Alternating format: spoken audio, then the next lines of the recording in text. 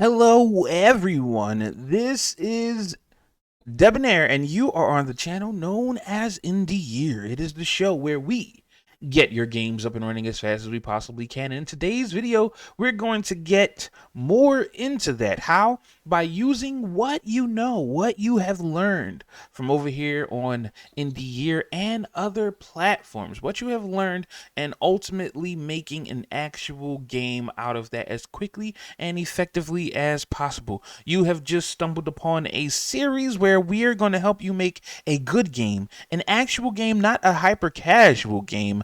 And we hope that you know what to do. But if you don't know what to do, please rate, comment, subscribe, upvote, follow, hit the notification bell so you know as soon as I put my newest content out. And most importantly, please do share. As I said, I am Debonair, and I know quite a little, but quite a lot. We currently focus on using BuildBox, Blender, and Unity. However, right now we have been focusing most on BuildBox due to the fact that it allows you to prototype games relatively quickly and efficiently, easily. All right. For those of you who do not know coding, we focus here also on no coding being required.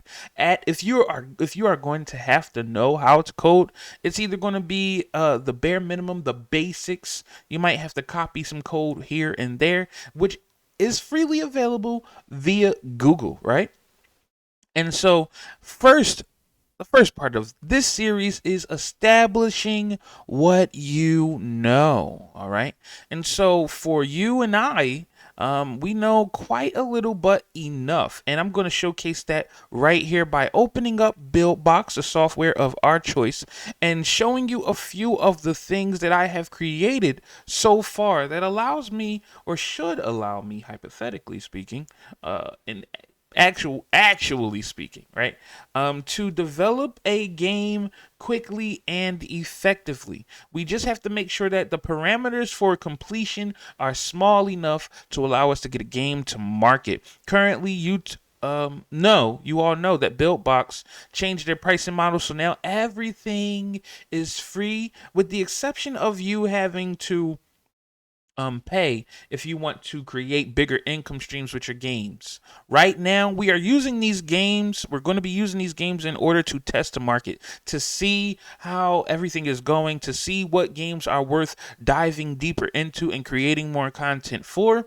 And we're going to be using BuildBox for prototyping and efficiency. And then we are going to be going to Unity due to the fact that Unity is almost 100% free. They won't be taking any ad revenue from us, and they also give us more of our money when they finally do decide to take ad revenue. So let's get this underway. Right now, I currently have a project that we're going to be trashing. All right, I'm going to be trashing, but I have learned a lot from it diving into it. And the reason why I'm going to be trashing it is because of some problems that I had on my behalf that I just need to clean up, right? Getting it right the first time is a little bit difficult when it comes to creating video games. So right now we have our exploration world set up with a character. The chosen character that I decided to use was a Rock Lee 3D model and a slime model from the Marathon Martian, or Martian Marathon, that is actually a part of BuildBox templates right here. Martian Marathon. So we go here, and then we have a battle arena or battle area set up, where a different character is generated, or a different character is brought to the battle arena, and we use that battle character to battle, because that character, we have different movement mechanics inside of that character, and this was only achievable by creating a second character due to the limitations of BuildBox. BuildBox does have a few bugs, but if you quickly learn how to get over them, it would feel as though that there's no bugs at all, if you can. Now, like I said, we create 3D games because I don't like 2D games. I don't like hyper casual games. So if you're here for 2D, you are in the wrong place. All right. So when I hit the play button, our character is brought up on the screen in its gaming environment. The slime begins to wiggle. That animation is programmed into the slime. This animation is programmed into the character. So one of the things that we know how to do now is animating our characters. Let's quickly show you how to animate your character. So we're going to touch Rock Lee, the base Rock Lee that goes into the exploration world. And here are the nodes that are inside of Rock Lee. We have sub scene modes, as it is called inside of the game, but it's also called keyframe animations. These are brought in via FBX. You can grab FBXs from anywhere across the land, and in order to get them animated, all you simply have to do is head on to the Google or the DuckDuckGo and head to a special place near and dear my heart. This is Mixamo. Mixamo allows you to create and establish awesome game characters like the one you're currently seeing here on the screen. I actually have in my mind in development. I'm working on a actual Pokemon series that hopefully is going to allow me to make a spin-off video game from it. If that sounds like something you're into, remember to subscribe. Remember to ask in the feedback section, right? Ask in the low bar. Hey, how about that Pokemon series, right? And now let me know that, where I need to lay my focuses, okay? But here you can actually animate your characters to basically do anything. If you don't like the way those animations are looking, right? Let me get that run. I'm sorry, the running sequence always looks the best. But if we got that run, boom, get your run on. All right? Get your run on. But if you don't like the way the character is looking, you're going to want to throw that character to what we know as Blender, all right? Blender is an awesome technology, an awesome program that allows you to quickly and effectively make your characters move the way you need them to move. There are some things that you're going to have to learn, so if a little bit, I'm going to create a series, all you need to know about Blender in order for you to make a game. You actually don't need to know a lot, but you're going to make sure that you bring your character models after you are done with them. You're going to bring your character model into Blender as FBX, because you're downloading them. When you download them from Mixamo, you download them as an FBX file. So you're going to bring them into Blender as an FBX file. After you bring them into Blender, here we go. And you got your FBX file. They're going to come in like this. Your character is going to look like this, and you're going to manipulate them accordingly. This is just a regular model. There has no animations baked in just yet, but nonetheless, you will edit those and work on those, and then you will use those. It looks like I actually have, more lighting. Yeah, definitely have that. So let's delete that.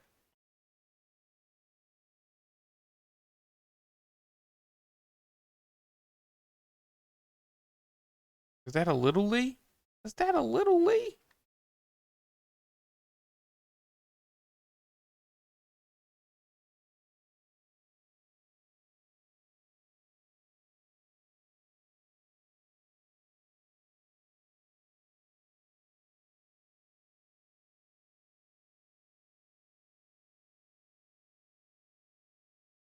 All right, I don't know what that is. Probably just a bone. But anyway, long story short, you manipulate your models via here. And I was just playing. I don't need to do that right now. So don't save. Okay. After you manipulate your model, you take and drag them into here. Now there is a bug with Blender, or there is a bug with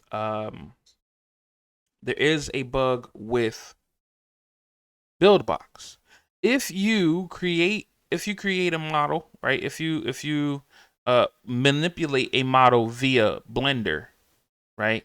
And then you export it out, it's going to end up bigger than the current models that you have if you don't manipulate any of them, if you don't edit any of them, right? Your solution is just to take all of your models, every model you have, even the ones that do not have any models baked in, do not have any animations baked in, and you want to bring them out. You want to bring them into Blender and then export them out to Blender. Same name and everything. Override the models that you currently have. This way, their size is all automatically uniform via Blender, and then everything will work accordingly in BuildBox. Please do that. If you don't necessarily understand what it is that I'm talking about, I will make an update video so you guys can see exactly what that is. So for our regular Rock Lee, we have move in direction. So receiving information from the joystick here, that once received that information, the input, whatever the input is going to determine whether you are moving or are idle.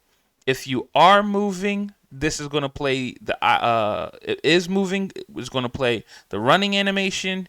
Idle movement is going to play the idle animation, and respectively, each one is going to stop the other. So idle is going to stop the running, and moving is going to stop the idle animation. From there, our character now moves. Please make sure that in order to have animations not clashing, because that will come up in BuildBox. In order to have animations not clashing, in order to mitigate that, you're going to want to put some kind of signal time threshold in between. This makes it run more smoothly. This makes it take the time to check and see how everything is going to function, okay? So our character can move forward, left, up, down, etc. Also with the joystick, if you're going to be using the joystick, that is going to be in the UI, okay? So you're going to head back to the game screen, go to the UI that is connected to the exploration world, and then this UI, I took and created my very own thumbstick themed, okay, Rock Lee themed thumbstick. And in fact, for you lucky viewers of this channel, for you lucky viewers of this video, please look in the description for this thumbstick. You can download this thumbstick freely and available to you guys. The way I went about creating it is the time that you don't have to take to create it. We don't want to make you guys waste too much time. So if this looks like something you want to use, you know what to do. But if you don't know what to do, head to the description or the top pinned comment to download this thumbstick today. Now, this thumbstick I created by going on YouTube. Going on why am I thinking YouTube and Instagram? Going on the the Google and looking for a lotus. I found a lotus, but it wasn't green, so I went and changed it to green.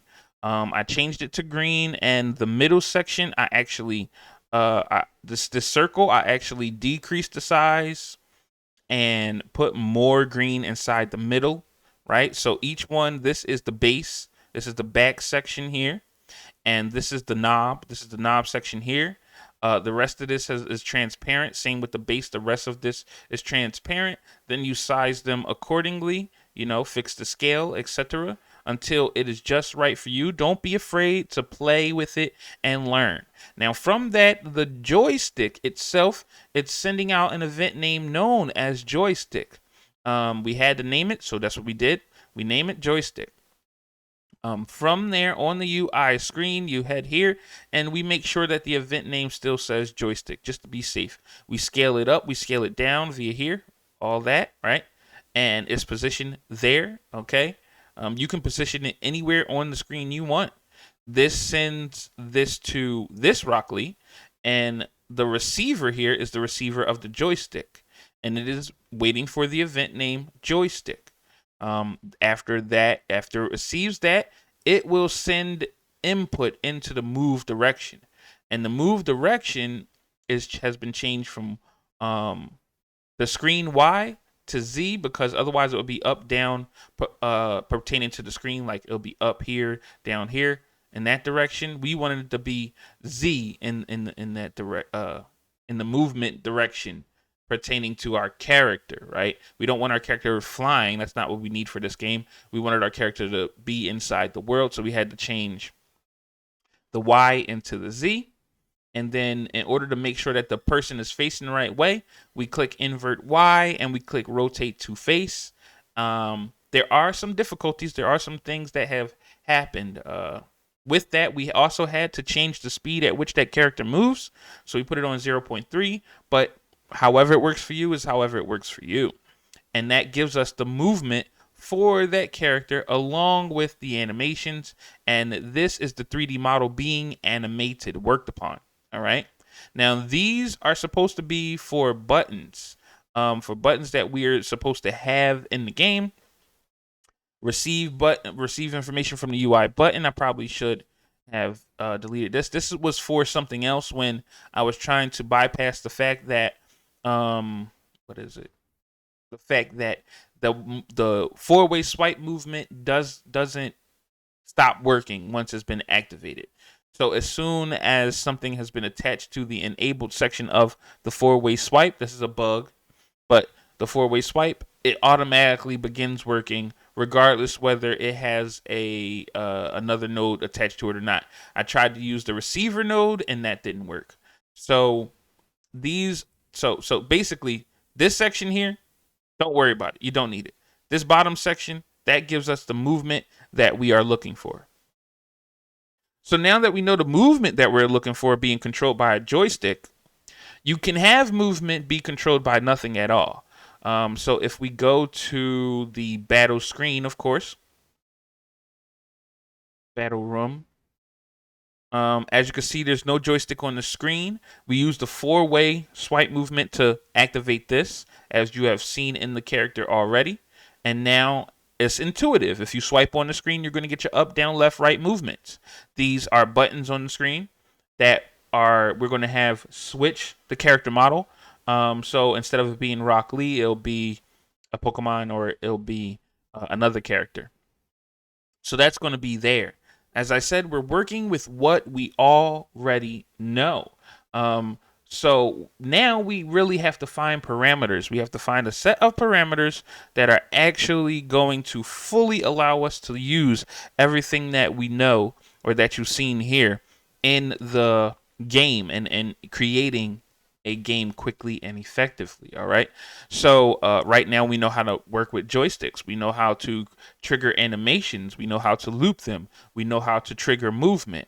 And with all of that, we should also know how to basically create powers. We know how to we can add characters or we can add buttons on the screen with this UI set up. Hold on.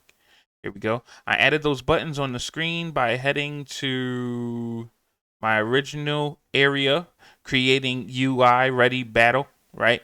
And creating a split. So in order to create this ready to battle feature, we have to go into the screen, excuse me. We have to create a UI. No, we have to go into this original Rock Lee. And he has to, was it this original Rock Lee? No, it was not. I actually put it inside of the monster, but we could have had it in either the monster or Rock Lee. For some reason, I chose the monster. So inside of the monster, inside of our enemy, inside of him, we have the if collide node basically controlling everything, the sound, the animation, etc., etc. I'm trying to figure out a way to save it so that it can pop up anywhere.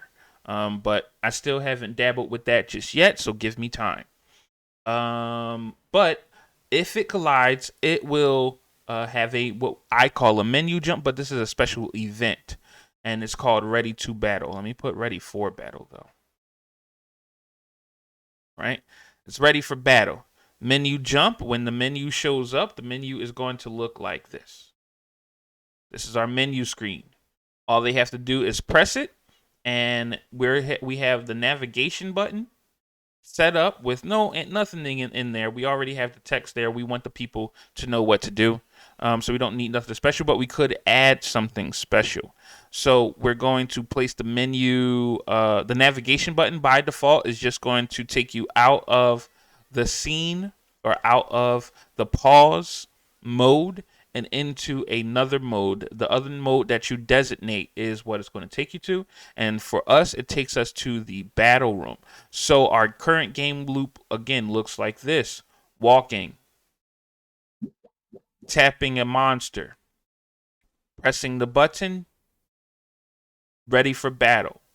We need to add attack animations, and we need to add collision.